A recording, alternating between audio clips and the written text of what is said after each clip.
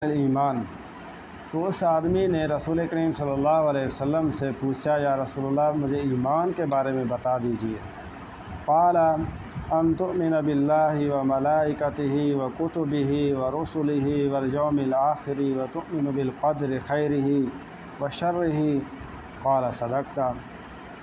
تو رسول کریم صلی اللہ علیہ وسلم نے ارشاد فرمایا کہ ایمان یہ ہے کہ تو ایمان لائے اللہ تبارک و تعالیٰ کی ذات پر اور اس کے فرشتوں پر اور اس کی کتابوں پر اور اس کے رسولوں پر اور خیر اور شر کی جو تقدیر ہے اس پر۔